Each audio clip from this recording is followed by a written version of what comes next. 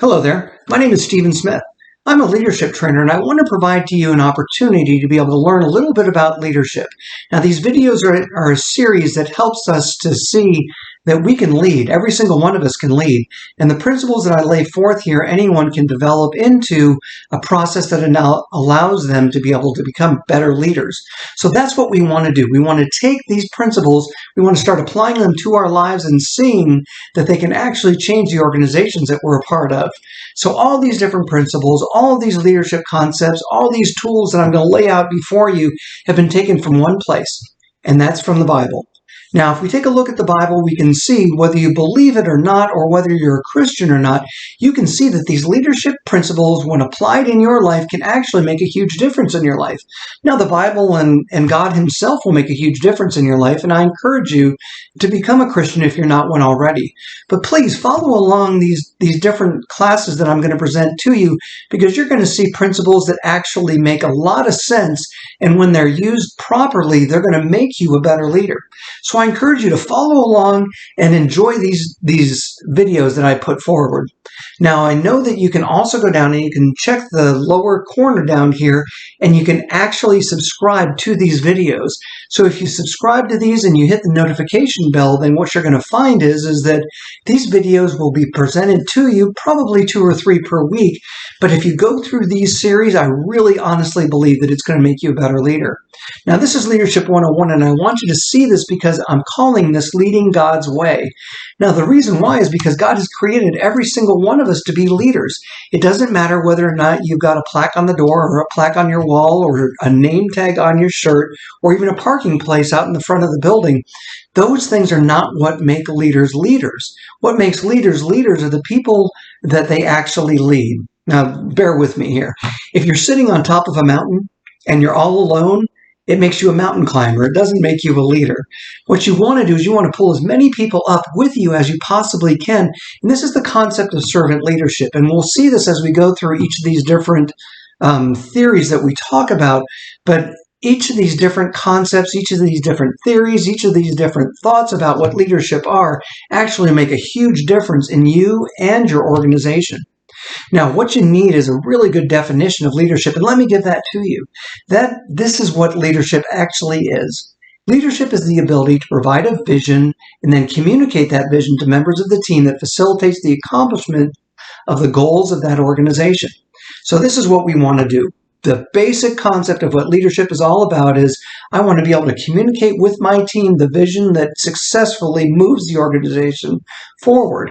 And there are different ways that we can do that. And I want to present those things to you. And today what we want to do is we want to take this concept and we want to apply it to our lives. We want to make sure that we can follow the leadership examples of what Jesus Christ did. Now, Robert Greenleaf puts forward this concept called servant leadership. And it's very, very popular. It's very well known, and there are organizations all over the world actually applying these principles, but they're based on the life of Jesus Christ. Now, if you take a look at Jesus Christ, even the Apostle Paul, when he wrote to the church in Corinth, he told them this. He said, "And you should imitate me just as I imitate Christ." So if I can imitate Christ's leadership, I can take all of the leadership principles in the Bible and start applying them to my organization. It's really quite simple, because if we know this about Jesus Christ, the leadership that he demonstrated was demonstrated throughout the Bible.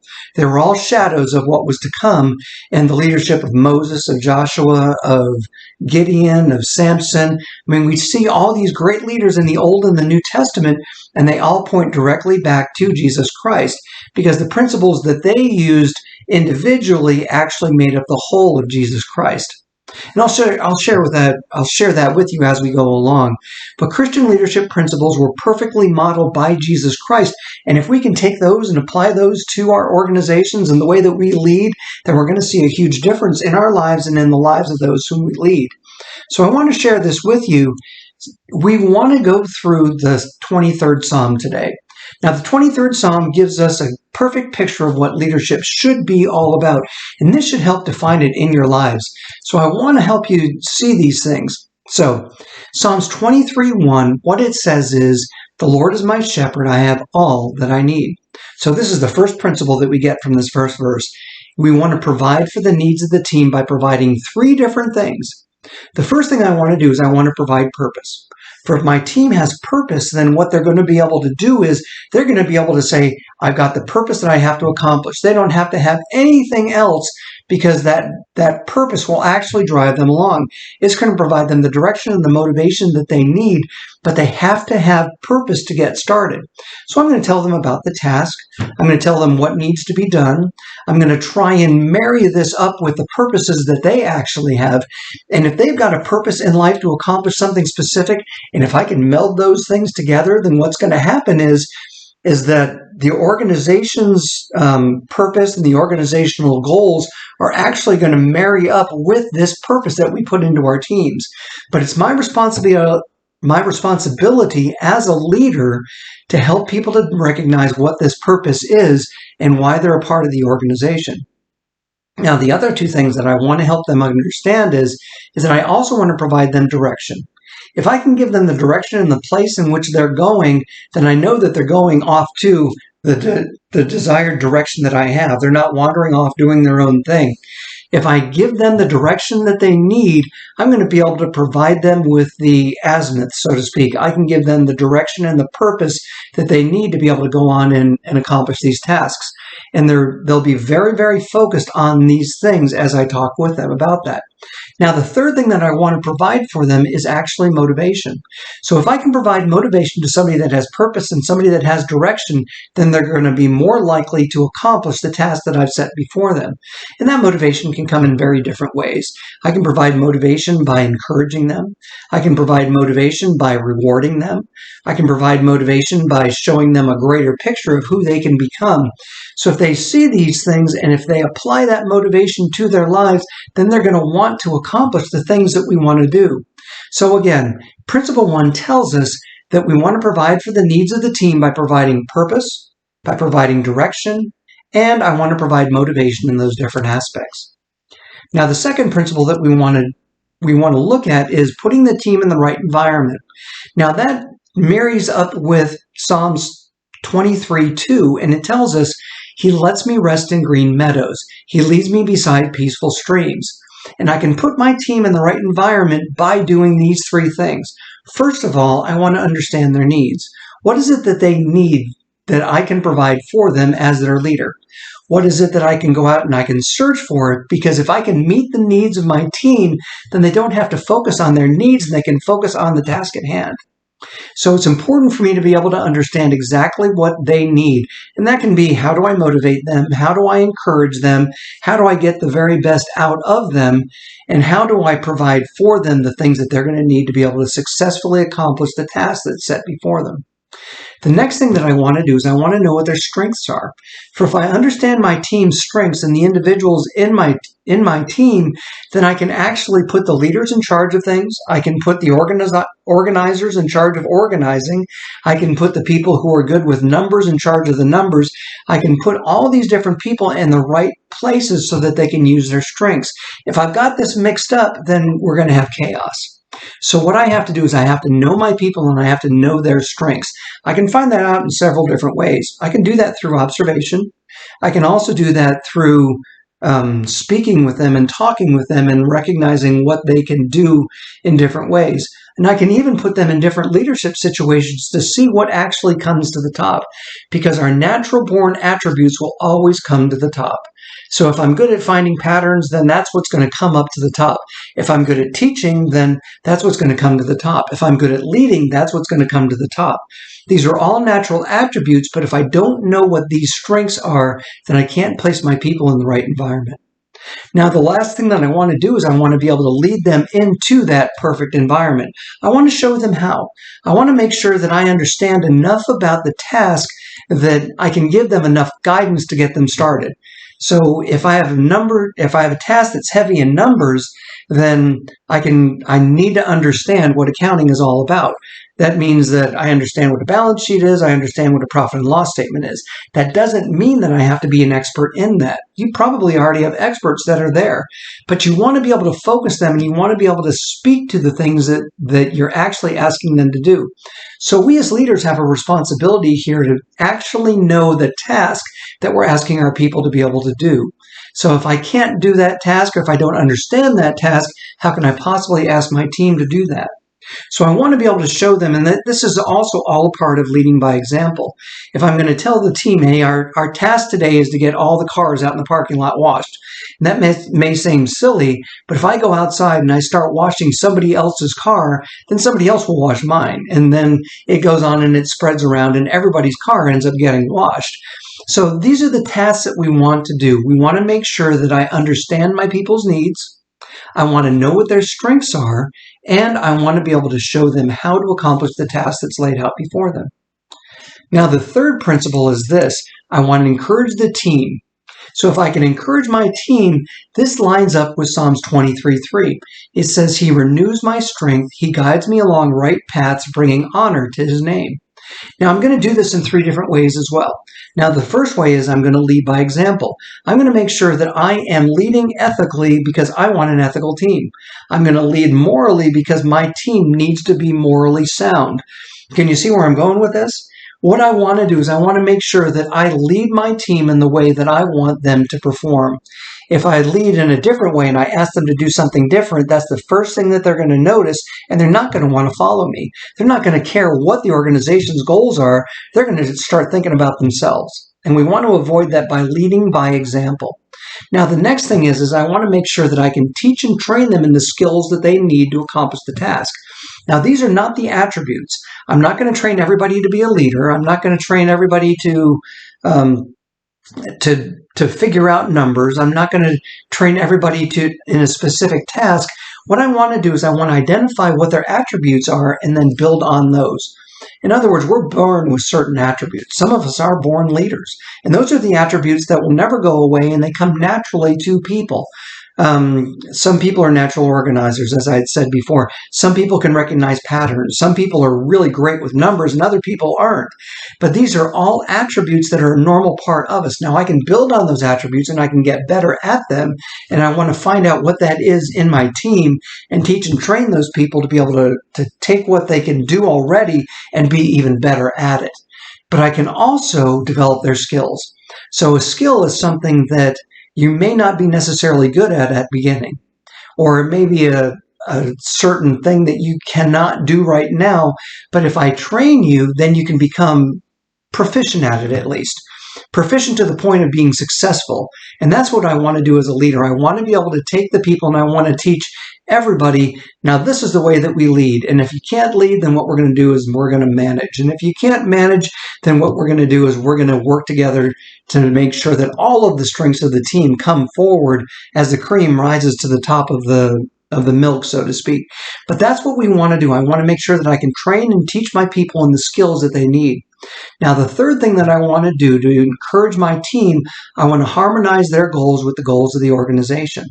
Now, if I can do this, then I know that as Bob is working on his individual goals, if they're the same goals as what the team are, to be successful at painting a wall or to do something very, very basic, then Bob gets great satisfaction at meeting his own goal. And when he recognizes that he actually did that as a member of the team, then that goal is that much more reinforced. And then we can take it to the next level and we can say, okay, Bob, now what we want to do is we want to paint the entire building.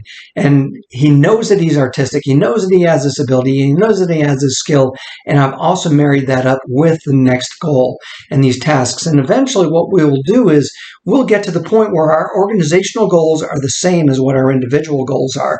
And if I can do those things, and if I can marry those up just exactly like what I had said before, then the goals of the team and the goals of the organization, as those things come together, they're going to be able to be better realized, and people are actually going to enjoy doing the tasks to get to that point.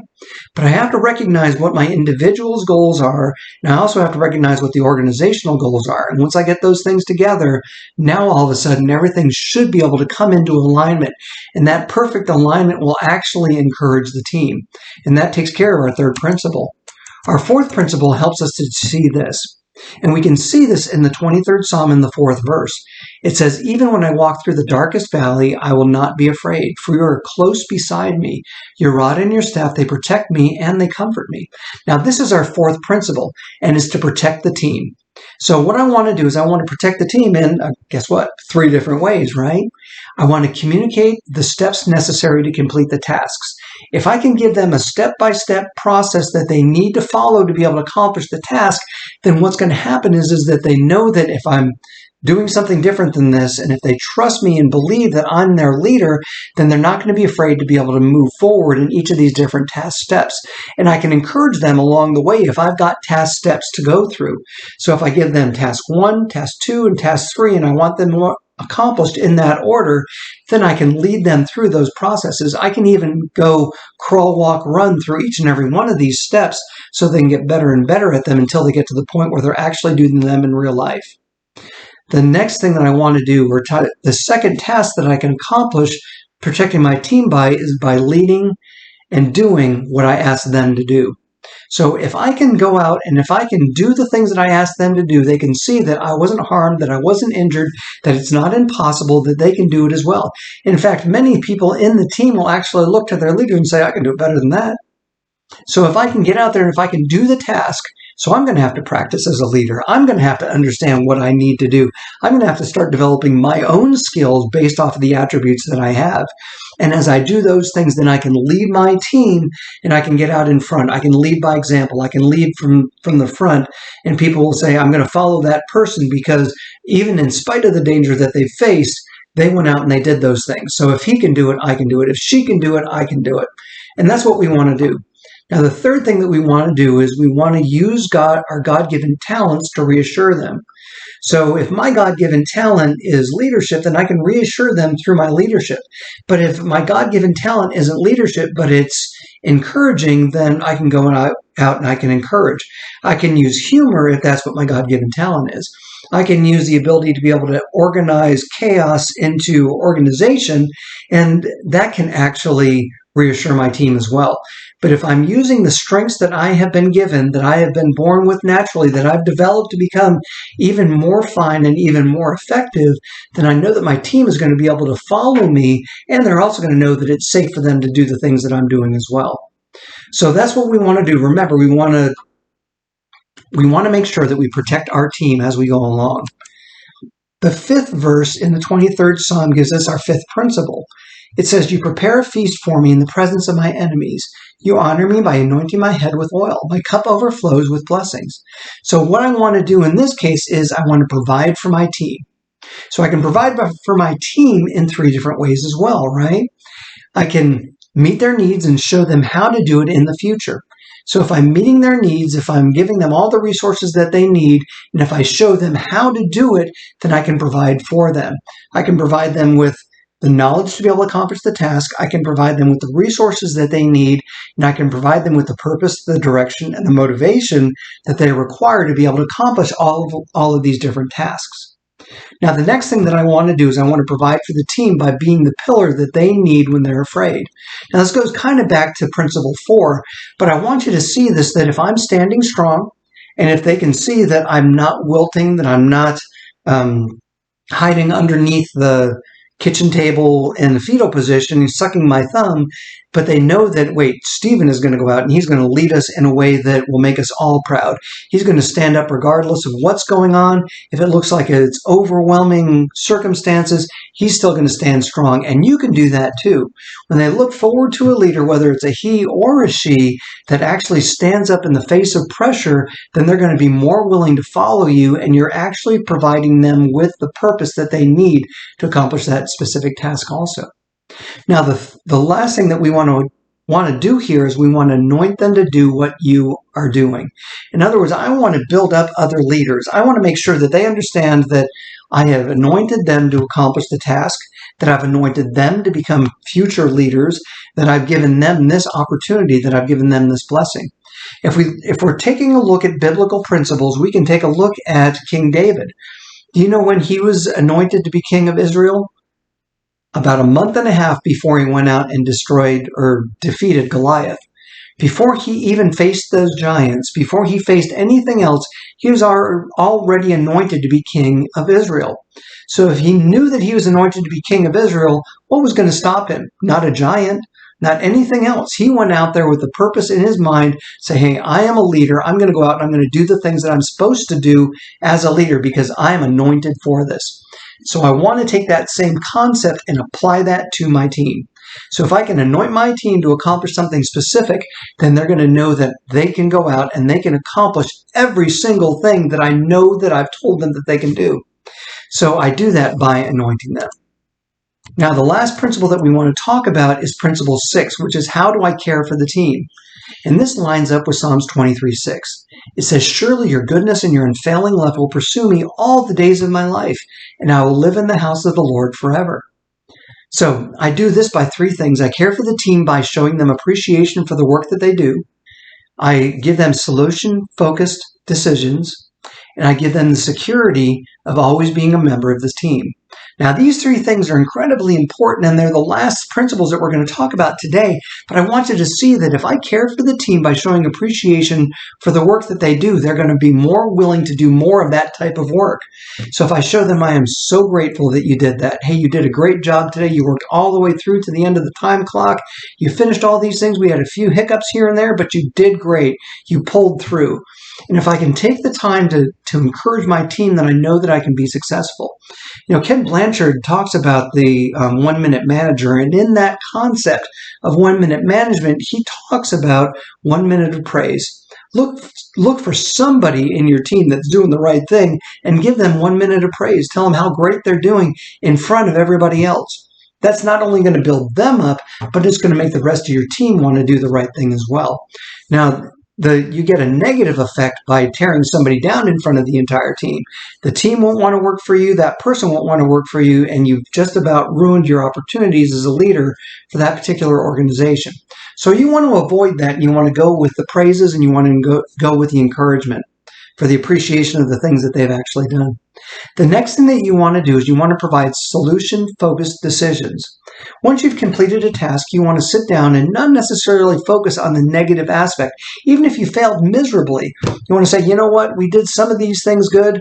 How can we do them even better in the future? I want to provide solutions rather than excuses. So I get rid of all the excuses and I find the solutions to the difficulties and the trials that we're going through, and I present those to the team. If my team sees that I'm focused on solutions rather than on the negative aspects of something, then they're going to be more willing to follow what it is that you ask them to do. So solution-focused decisions, and we'll talk a lot more about that, and I'll even show you in future studies how to develop these solution-focused decisions. Now, the last thing that we want to do is we want to give them the security of always knowing that they're a member of the team. So if I can make them a member of the team and I can help them to recognize that you are a part of this team, I don't care what you think. I don't care how poorly you think you're doing at this particular task. You are a member of the team. So if I have to, we will pull you along with the rest of the team. Or if you need to, I may need you to pull this team forward to the next step. Do you see what I did there? I encouraged them and I said, look, you can be a leader. Look, you can lead this team. Look, you can be something that you don't think that you're capable of. The more that I encourage them, the more that they're going to be able to accomplish the tasks that I give to them. So that's basic leadership. That's basic 101 leadership, and I wanted to make sure that you follow along in this process. Now, you can always look down at the notes in the bottom, and you can download those, or you can download the slides. Download them both and work through them. And in fact, I encourage you to share this with others. Take this as an opportunity to train your team. If you're already a leader, take these notes, take this video, and do something with it. Do something great with it. Go out and lead somebody.